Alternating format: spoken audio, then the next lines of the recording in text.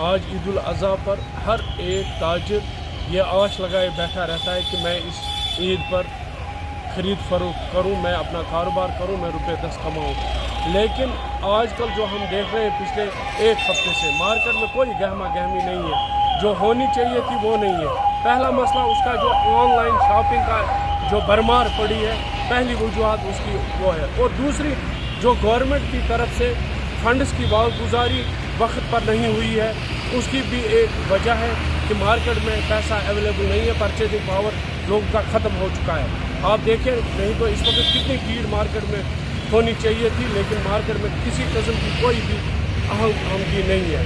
یہ وجوہات یہی ہے کہ لوگوں کے پاس پیسہ نہیں ہے، کیونکہ جو گورنمنٹ کی سپلائرز ہے یا ٹھیکیدار ہے یا باقی گورنمنٹ جو کام کنسٹرکشن کے ہونے چاہیے تھے. آج جون ہے، جون جولائی اور اگست کشمیر میں پیک رہتا ہے کنسٹرکشن کے حوالے سے یا روڈ کے حوالے سے یا میگڈم کے حوالے. آپ دیکھیں کہیں پر کوئی نام نشان ہے. اور تیسرا بڑا مسئلہ جو ہے وہ بارہمولہ کی خستہ حالی خود بیان کرتی ہے. میرا ماننا ہے کہ بارہمولہ کا نام اب ایڈمنسٹریشن کو چاہیے چینج کرنا.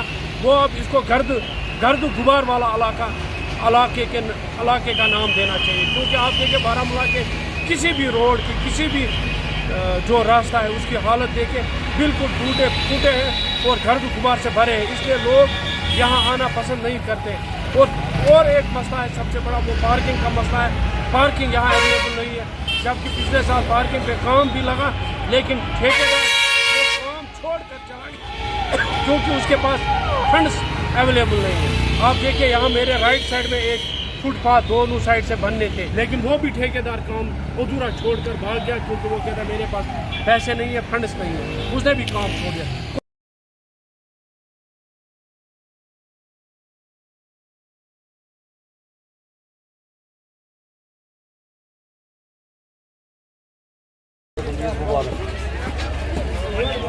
جناب حضرت کہیں بالکل ٹھپ. انسانوں چیز پرانے تم دپان پنی پوسے واپس تو پرواہ کی دپے لکٹ بنانا عید بڑ تو بنانا عید دپان خوش بنانا عید مگر تیت حساب کہیں حضرت سوادت گو لگ علاوے والے کم لوگوں نے روپیے کہیں روپیے سے پکان قابو ساری کی power is a main is a power. جب پیسہ ہی نہیں تو چلے گا کیا؟ باقی وسلام سر.